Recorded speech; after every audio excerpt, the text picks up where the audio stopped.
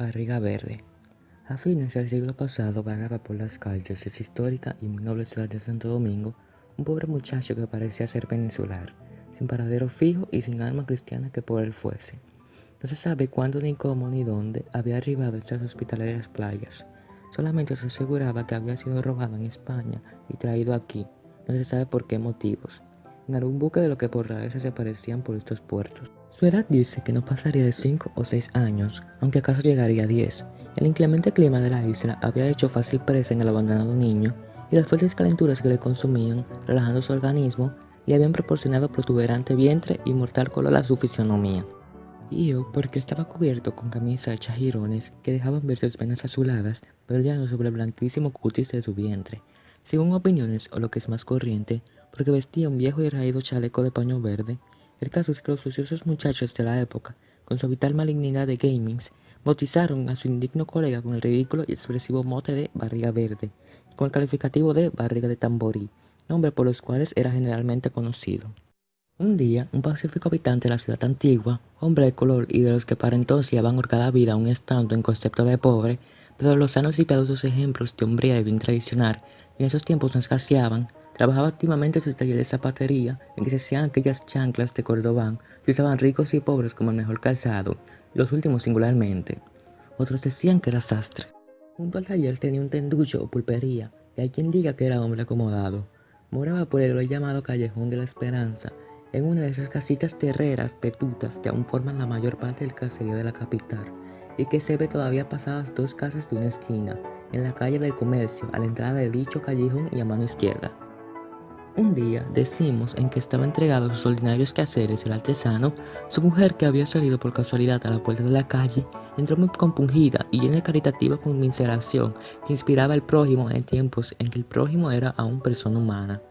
Entró pues la mujer y, suspendiendo el viejo su cruel tarea, oyó que ésta le decía: «Ay, Taita Polanco», que así le denominaban y como llamaban entonces a padres y abuelos, «mira que ahí en la calzada está un pobre muchacho blanco, enfermito, enfermito, el pobre, está tiritando de calentura».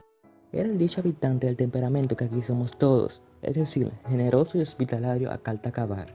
Así fue que, dejando sus herramientas, se llegó al muchacho compasivamente y, reconociéndole, movióle con suavidad y le dijo: Barriga Verde, ¿qué tienes? ¿Estás malo? El niño apenas respondió con un débil gemido y continuó temblando de frío. «Pobre muchacho», murmuró el Taita Polanco. El ayudador de su mujer tomó por debajo de los brazos el abandonado muchacho y lo entraron en su morada, en que ya le había hecho preparar en un aposento cómoda cama con una estera de juncos y pieles. Allí se rebuó en una vieja frazada el chicuelo dando diente con diente.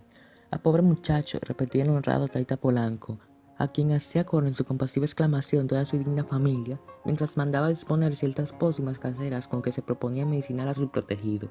Y tal fue la virtud de las pócimas y tal de los cuidados que con el pobre chico se tuvieron en aquella humilde y bendita casa, que en breve Barriga Verde se restableció y se quedó a vivir bajo tan hospitalario techo, prodigando su afecto en toda la familia y apellidando papá al buen hombre. Dicen que la señora se encariñó con él, y que desde el primer momento manda hacerle una vecina unas polleras suyas, un sayón como de muerto.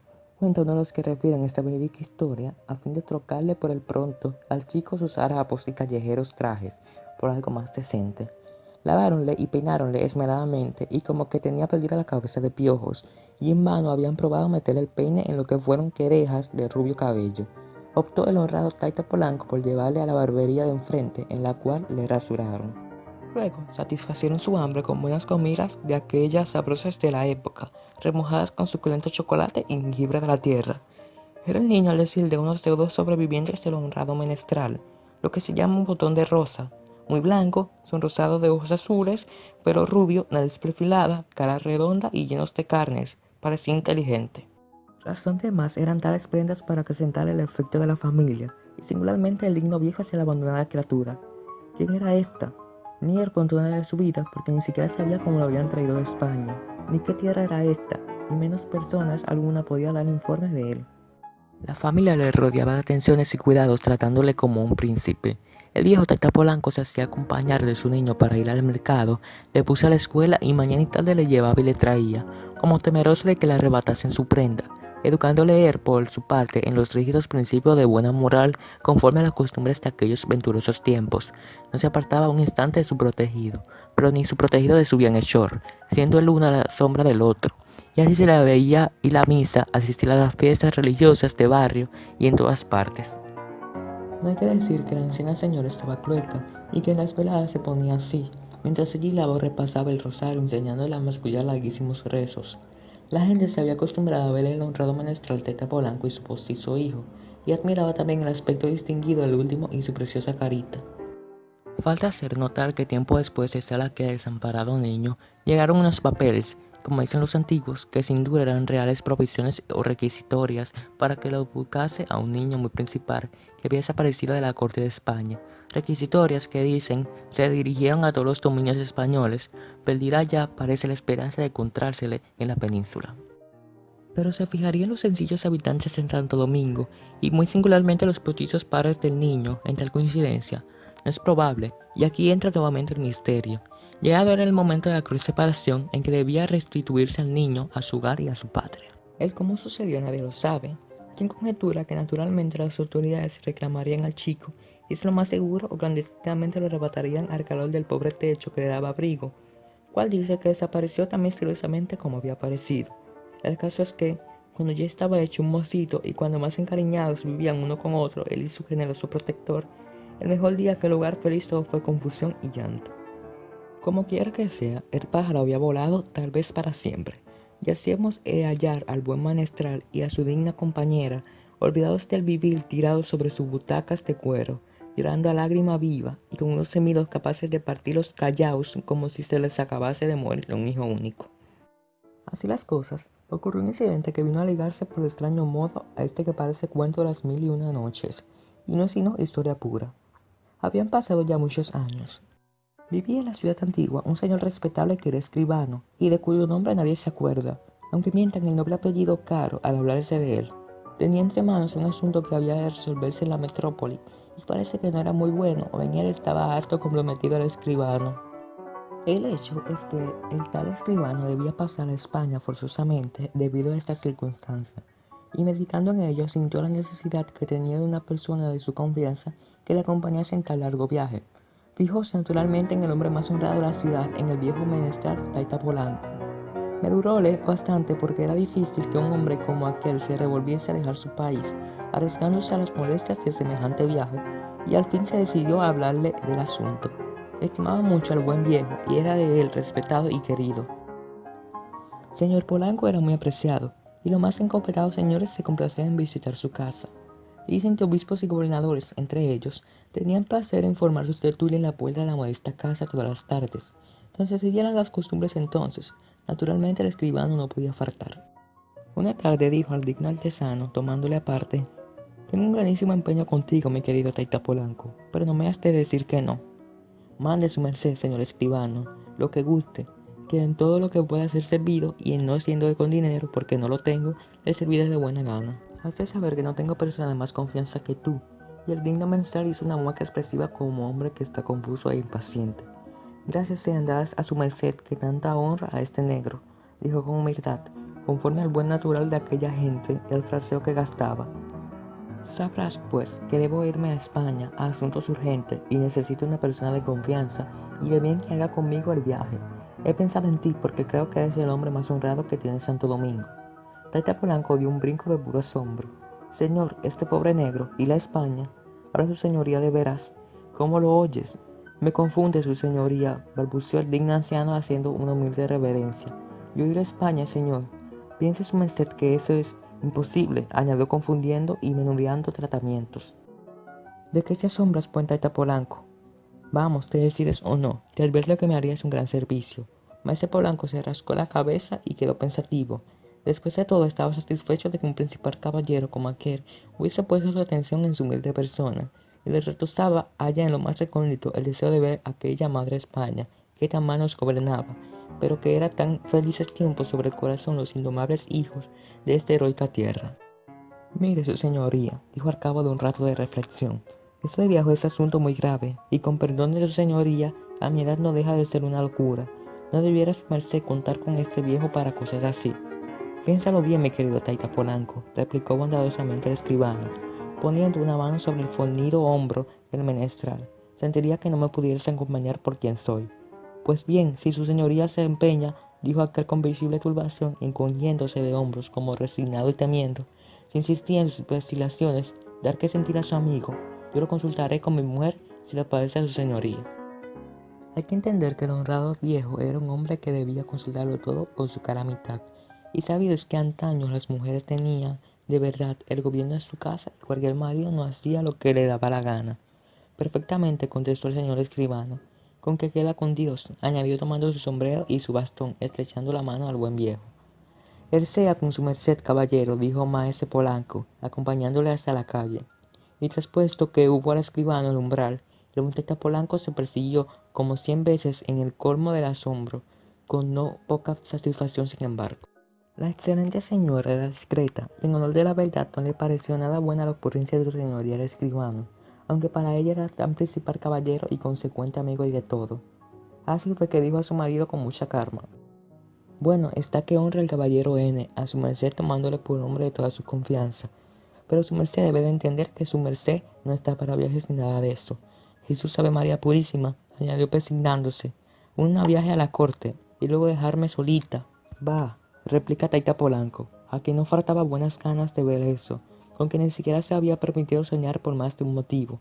Verdad es que estoy algo viejo, pero aún no cocheo, mujer. Sentiría así que ese merced sufriese de sazón por mi ausencia. Pero ¿qué digo al caballero? ¿Que no puede su merced arriesgarse a pasar la mar a su edad? ¿No le parece a su merced? Dijo con cierta tristeza y disgusto la buena mujer. Maese Polanco se cogió de hombros, untó y abultó los labios y abrió los ojos como quien se haya decogido y no sabe qué replicar. El señor escribano volvió a los pocos días y despartió largo con los dos esposos. La buena mujer insistía en que no estaba en el orden que el viejo se metiese en semejante aventuras, aunque mucha pudiera ser la honra que se le siguiese. Mire su señoría, exclamaba con filosófica resignación, dirigiéndose al escribano, ¿y qué papel irá a hacer su merced, señor Polanco, entre esa realeza?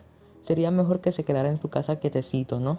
Por fin, vencidos los escrúpulos de la excelente señora, que iba a poner a aquel buen amigo, siendo tan principal persona, se revolvió del viaje.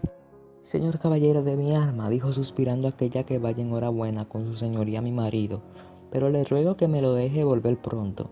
Llegó el día de la partida, en que aquellos tiempos se temían los que viajaban que fuese eterna, pues hacían testamento y confesaban y comulgaban antes de embarcarse, y hubo puncheros de parte de la pobre anciana que se volvía a igual sacrificio a su edad.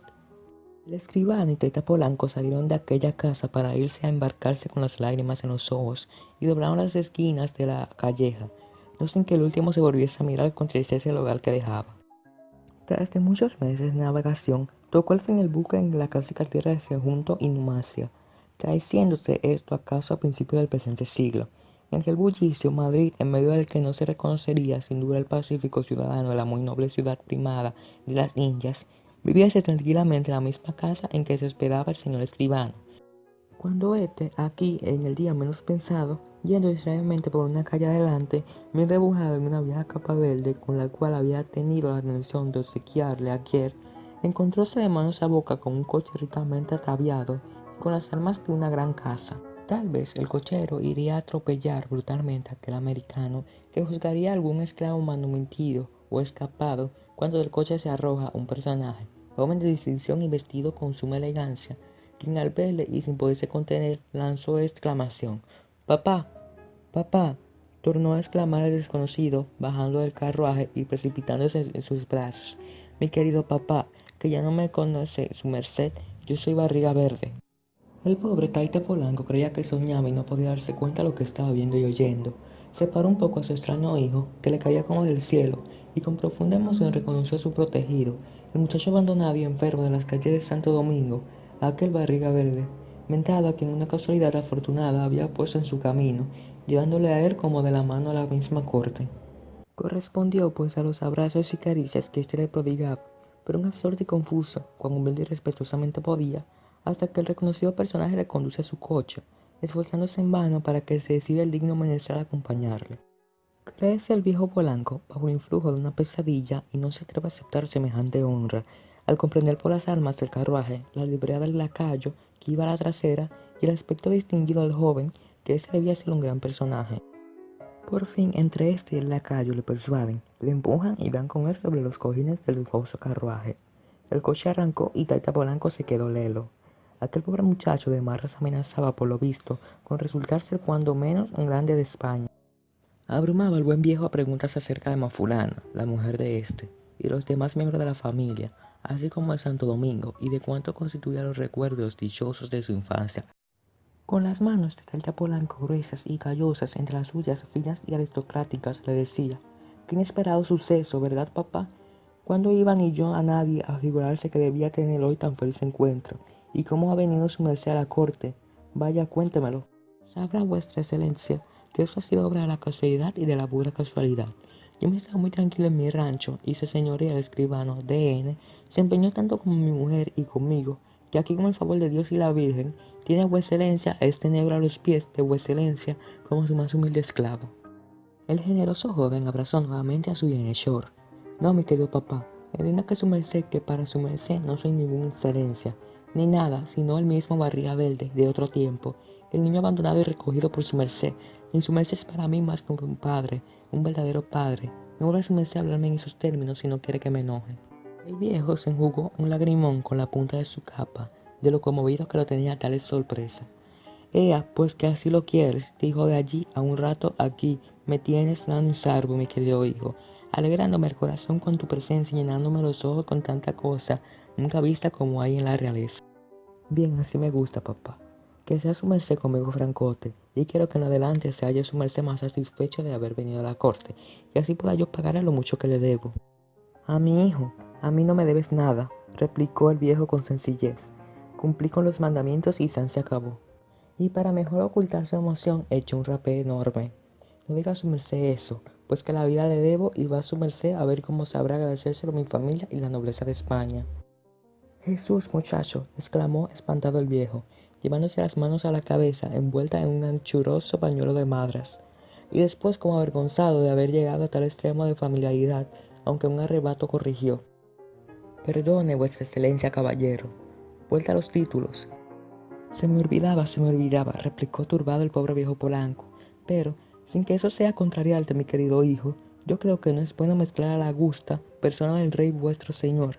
Y al decir esto se quitó el casco del pañuelo a guisa de sombrero, porque el sombrero lo tenía inadvertidamente pisado. «En esos asuntos, si te desempeñas tú en agradecerme lo que por la ley cristiana hice, no te lo impido, pero no hables de magnificencias reales, hijo, por Dios, que ni soy un héroe ni valgo nada». Y en estos y otros interesantes coloquios se recorrió el trayecto. Llegados al palacio que ocupaba el agradecido joven y su familia, la numerosa servidumbre cuajada de bordados y galones se agolpó al sitio en que paraba el carruaje y se abrió respetuosamente en dos alas.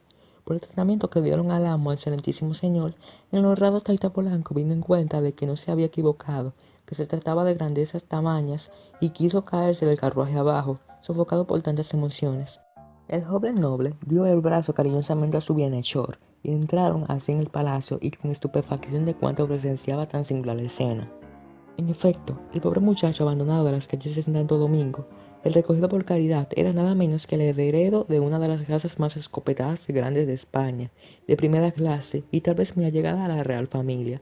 Y eso explica por qué, escapado o robado del hogar paterno, sabe Dios por cuáles circunstancias, se le había buscado por todas las partes del mundo, interviniendo en ellos reales recomendaciones o mandatos.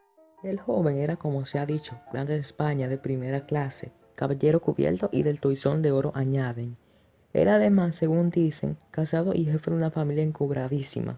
Sentóle luego con orgullo a su esposa y amigos, y pasó a ser el humilde menestral desde aquel momento el señor de la casa y el ídolo de la familia, a pesar de su color y de su modestia.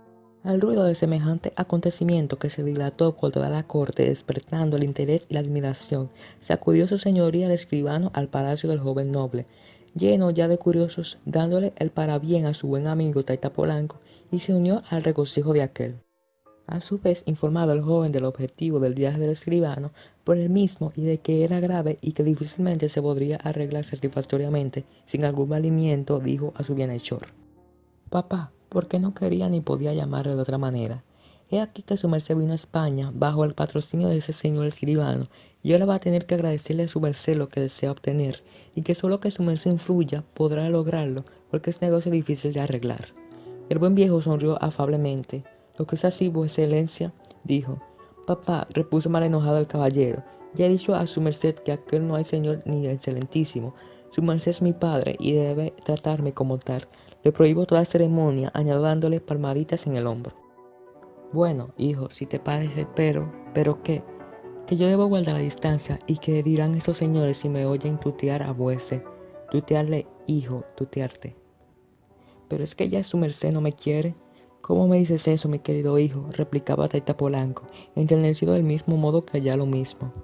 Esta escena se repetía cada rato porque el honrado menestral lo abrumaba su propia humildad. Informado el soberano de su noble proceder, y merced a la significación que para el trono tenía la enojuda casa que era el jefe del antiguo protegido del Taita Polanco, resolvió ser que con él tan soberanamente espléndido cuanto generoso se había mostrado el digno habitante de la privilegiada ciudad antigua, y como poquísimas veces había sido recompensado benefactor alguno en este pícaro planeta. Podía pues alcanzarle el trono cuanto quisiese. Según parece, se dispuso una recepción o audiencia para presentar al favorecido. Vestía este un magnífico traje con el cual no sabía qué hacerse y que le había dado el joven noble, y lleno de encontrados pensamientos, confuso, mohíno, hubiera deseado estar 100 leguas de allí. Brillaba el palacio con la multitud de elegantes damas y apuestos caballeros, moldados y uniformes cintas y flores, ostentación y riquezas llenaban los ojos y causaban no poca admiración al sencillo Taita Polanco. Tanto es como allí había llenos de cascabeles y colorines que con sus picudas narices le querían sacar los ojos a puros cumplidos, le mareaban y trastornaban. El honrado menestral con noble y reposado continente se acercó temblando al verse ante la real persona. Silencio profundo, atención viva, ansiedad general. Ibas a recompensar la virtud como tal vez nunca lo habían sido. Además se suponía que todo sería pedir el negro viejo y concedérsele lo que excitaba la curiosidad en alto grado. Y desde que ante todo el rey le hizo caballero, gran cruz de una orden. Don N. Polanco, dijo el monarca con grave acento, te hacemos noble a ti y a tus descendientes, quienes gozarán de hoy en adelante del privilegio de ser oficiales de nuestro ejército. Desde su nacimiento y a ti te hacemos capitán de las milicias de Santo Domingo. Tienes por tanto el derecho de ceñir espada, calzar a espuelas y usar guantes, así como tus sucesores. Además se ha solicitado para ti una gracia especial. ¿Qué desea, pues? Le preguntó la monarca. Todos abrieron desmeduzadamente los ojos. El dignísimo habitante de la primada no sabía qué hacerse ni responder, abrumado con tantas mercedes, aunque imaginó sin embargo que podría satisfacer cierto vanidosillo deseo, que no sería cosa de provecho, pero que de este otro modo hubiera sido locura ambicionar. Hubo una breve pausa. Sí, S.M., me permite, balbuceó el nuevo caballero. Habla, buen Taita Polanco, y pide lo que quieras, dijo el monarca con afable sonrisa. Pues bien, pero parecerá excesiva mi demanda, tal movió otra vez. Su antiguo protegido estaba presente y le animó con una mirada. Nada temas, papá, díjole. El buen viejo no podía ya con sus nuevos títulos y con la emoción que tales escenas le producían, pero el gesto y el dulce nombre que le daba el joven noble, y que en su humildad el honrado ciudadano de la primada no creía ya merecer, le dieron aliento. Así fue que exclamó: en primer lugar, deseo tener el privilegio de asistir con espada ceñida a comulgar el Jueves Santo en compañía del gobernador de Santo Domingo. Concedido, dijo el monarca. Asimismo, quiero que se me otorgue una gracia quizás muy grande. ¿Cuál? Que se le conceda al hermandad de San Juan en mi país el derecho de usar el pendón de la Cruz Blanca de Malta. Concedido. Ítem. Yo pido ciertas preeminencias para mí y mis sucesores que los cofradías de San Juan, Jesús en la columna y la Santa Reliquia, también de allá de mi país. Concedido. Y nada más, preguntó el rey, admirando la simplicidad de aquel excelente sujeto que se conformaba con tan poco y honra sin provecho a cambio de haber salvado de segura muerte a un elevado personaje del reino, y cuando podía alcanzar señaladas mercedes. Sin embargo, de que lo primero que pedía no era una bicosa, y lo de usar el pendón de la Cruz Blanca de Malta era tamaña distinción en aquellos tiempos, porque solo la nobleza podía gozar semejante privilegio. Nada más, señor, lo que era la sencillez de nuestra costumbre en aquellos tiempos. Concedido, pues. ¿Cuánto pide? Dijo el monarca. Desentiéndanse sus pergaminos y ríndase pleitos homenajes con quien es el caballero don N. Polanco, capitán de nuestro ejército. Los cortesanos se apresuraron a rodearle y a hacerle sus cumplidos con grandes reverencias. y por lo que hace su protegido cargó con él y llevósele como en triunfo, seguido de brillante séquito de su servidumbre y de algunos caballeros sus amigos. El tiempo que allí pasó, 3 meses según versiones, fue de fiestas y expansiva alegría. Mucho se holgaba el joven noble, el antiguo rey rebelde, de retribuir de algún modo al buen anciano el servicio inapreciable que le había hecho, y se enorgullecía de dar delante de todo el nombre del padre a aquel hombre de color y humilde artesano. De más está decir que la despedida eterna, como tenía que resultar, fue tiernísima y dolorosa, no soltando el joven noble a desprenderse de los brazos del viejo. Lloraban los dos abrazados y confundidos en uno. ¿Y qué pruebas de la generosidad del caballero? Trajes magníficos, uniforme muy rico, dedicó para el nuevo capitán y vestido de alhajas de gran valor para la esposa de este, así como otros regalos primorosos para los demás miembros de la familia y de recuerdos para todo el mundo. El caso es que la tradición afirma que el flamante don N. Polanco, antes Taita Polanco, capitán de los ejércitos de SM, el rey de España, caballero Gran Cruz y ennoblecido hasta la médula de los huesos, desembarcó ostentando un magnífico uniforme, ceñida rica espada, calzadas, espuelas de labrada plata, con empolvada cabellera, luciendo gregorillos de finísimo encaje en la camisa, casaca grana de ancho galón de oro, medias de seda relucientes, botas de ante, el cuello espléndida gola de oro labrada, cubierta la cabeza con elegante tricornio y puesta al pecho nobilísimo placa. También aseveran que fue grande el equipaje que trajo y en que se contenía un perú de los espléndidos regalos del antiguo Barriga Verde. Desde entonces vióse el antiguo y humilde maestro zapatero de la capital de la Primada, condecorado con el noble título de Don, asistir resplandeciente de oro y pedrería, ceñida espada, calzada sus espuelas de caballero y cubierta de las toscas manos de los guantes, distinguido de gente principal a la ceremonia de Jueves Santos en la catedral, y comulgar ese día con S.E., el señor gobernador siendo el único de la colonia que compartía con el representante del monarca honra tan grande. Y desde entonces también la hermandad de San Juan o de los sanjuaneros ostentaba en sus bullicias festividades el rico pendón de la Cruz Blanca de Malta, estandarte de raso blanco con cruz de galón de oro en el centro, insignia que, como se ha dicho antes, solo podía ser la nobleza y raro privilegio con el cual se adornaba y enorgullecía la hermandad, cosa que dio motivo a aquella coplilla que entre otras cantaban los sanjuaneros durante sus fiestas y procesiones. El pisar de los malteses nadie lo puede imitar, porque pisan menuditos, menuditos y al compás. De entonces, finalmente, la familia del señor Polanco, o Taita Polanco, se realizó con los títulos concedidos a su jefe, siendo conocida únicamente y hasta hoy por el nombre que le dieron de Guante, derivado del uso de guantes que constituía una dignidad para él, y en virtud de los privilegios que sobre las 3 comunidades religiosas tenían las mujeres de la familia, sobre todo una sobrina llamada Altagracia Guante, ejercían actos de soberana en ciertas festividades religiosas relativas a la reliquia, San Juan y la columna, y singularmente hacían y deshacían en la catedral en cuanto a los pasos que se ponían de dichos símbolos. Pero lo raro es que Gran Señor y todo continuó el honrado ministro Taita Polanco, viviendo donde le habíamos conocido, con su mismo oficio y en el mismo estado. Sí fue más afortunado que Colón porque le cumplieron cuanto le habían ofrecido. Por más señala la sobrina de Don N. Guante, capitán de los ejércitos de SM, el rey de España, y caballero Gran Cruz, era la capitana de la hermandad de San Juan, y la única que tenía la honra de llevar el nobilísimo pendón de la Cruz Blanca de Malta, diciembre de 1888.